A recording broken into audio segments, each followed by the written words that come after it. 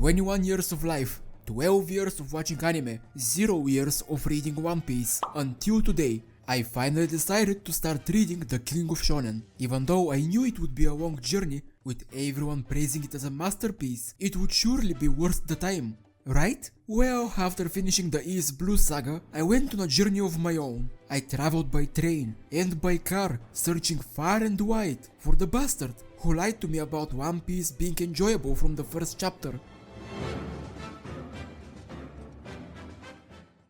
First and foremost, this isn't an analysis that goes for 10 hours, it's just some dude's opinion on a series, because I, for one, enjoy having free time. So, East Blue Saga, the prologue to the whole story. It's a real mixed bag. It certainly shows its age, although it has some memorable scenes, a lot of parts aren't that great. Romance Dawn arc, the very first arc of the One Piece journey. As a whole, it isn't really anything special, but it does its job well enough. It introduces Luffy to us, gives us some information about the world we are going to be living in for the next 1000 chapters, and most importantly, it starts the main objective of the saga, the crew assembly, by introducing our first crewmate Zoro. Zoro is a really simple character, at least for now. He is your stoic badass with a heart of gold. For now, that is fine, but I really hope he gets to be something beyond that in the future, because this archetype of characters gets boring incredibly fast for me. His backstory was also your normal backstory, Zoro wanting to become the strongest samurai after he made a promise to his friend that decided to cosplay Mari from Omori and fall down the stairs. This has to be the most unintentionally comedic panel I have ever read. The mini villain was also there, I guess. Unless something happens in the future, he was there only for the crew to beat him up, a problem many villains experienced during this saga. Kobe was also there, albeit for a short time, with the promise of us meeting him again in the future, so for now I can't really say anything about him. As a whole, when it comes to a beginning,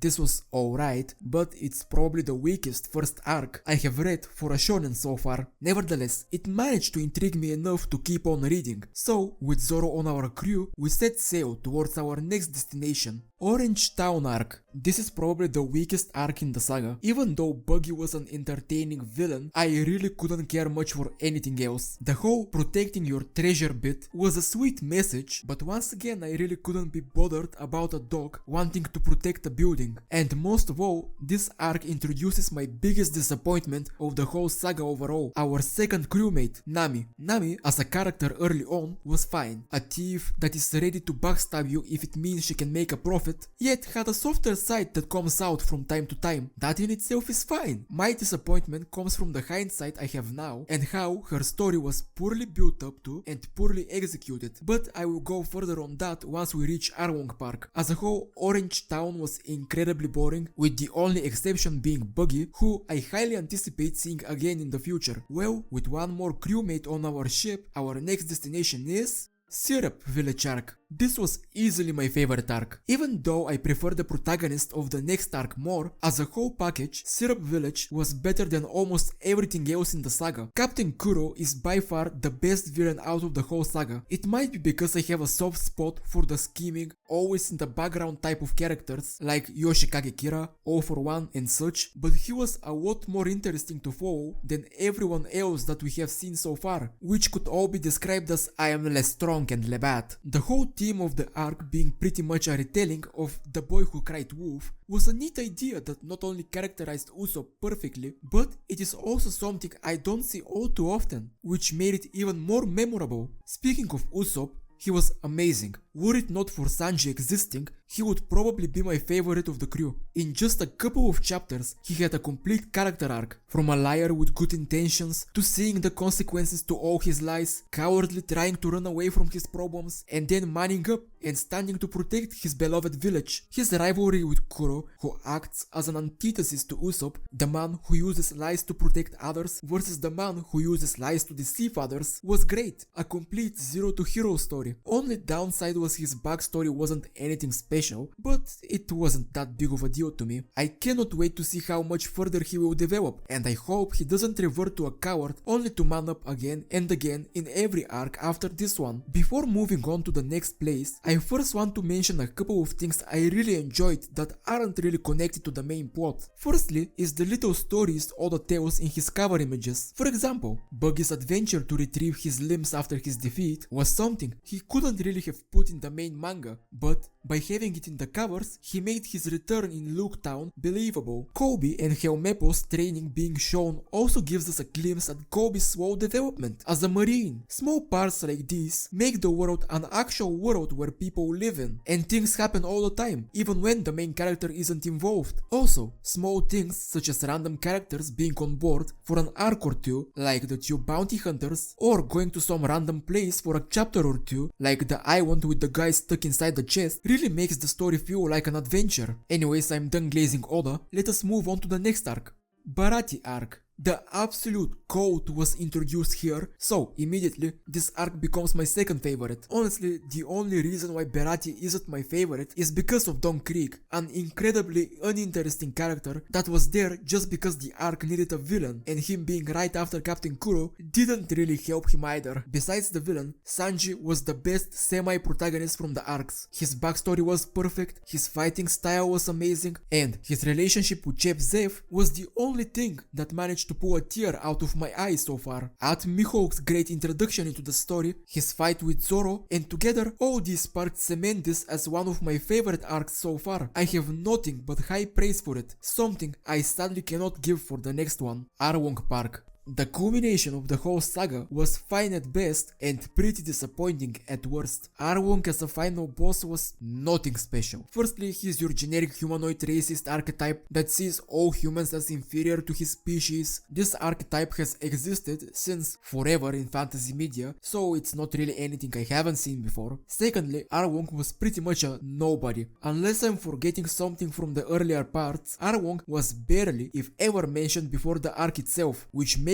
him no more different than Kuro, Buggy, or Don Krieg, despite him being the big bad of the whole saga. This could have been easily fixed if Nami's support was actually done well. Having Nami report to Arlong from time to time not only would have put him in the story sooner, but it would have built the tension, making us doubt Nami's intentions. But unless I'm forgetting something, that never happens. Her working for Arlong, betraying the crew, and then her backstory just never did anything for me, nor did I ever care. For the most part, Nami was just there, not doing anything too important for me to get attached to her. The moment when Luffy put his hat on her and then walks towards Arlong Park is cool, but that's all it is. Cool. I can see what Oda wanted to do here, but I can also see that he might have not planned everything out from the start, which led to Nami not being as fleshed out as she might have been otherwise. Arlong Park was fine, but as an ending to a saga, it just didn't do it for me. Loguetown arc. Not really much to talk about here, to be honest. We got introduced to Smoker, Buggy is back, and Zoro got 2 new swords. Pretty much just a setup for the next saga,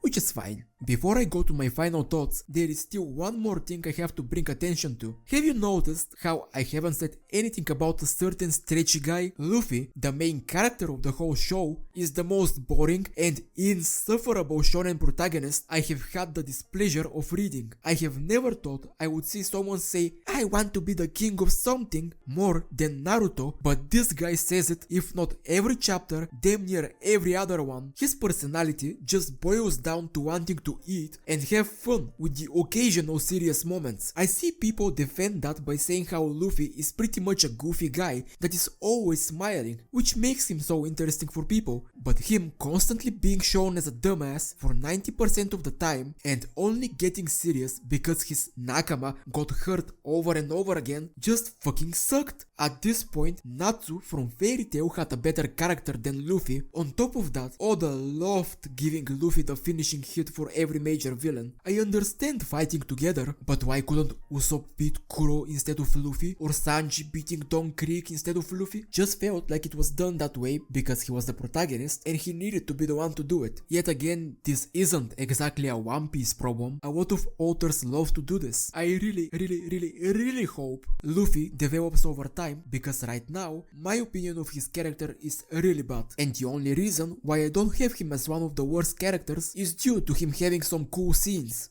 Overall, One Piece's prologue is fine, but a massive thing to keep in mind is that it's 100 chapters. That's a lot. And considering the content of those 100 chapters, I can understand why people wouldn't really stick with the series. I am not one to hate on long prologues. My favorite story, Re:Zero, has a prologue, 18 episodes long. But the difference is that the content of said prologue has a lot more interesting stuff happening in infinitely shorter period. Even outside of prologues, when you see how far other shows go with 100 chapters, One Piece in comparison feels worse. Naruto is in the Neji fight, My Hero Academia is in the provisional license exam, Chainsaw Man Part 1 ended, making a complete story before even reaching 100 chapters. I just cannot defend One Piece considering every other manga out there. Another major problem I had in the saga was the transition between arcs. It just didn't feel smooth going from one arc to the next. It felt like they went to a certain area because the plot needed them to be there. Another one being Usopp.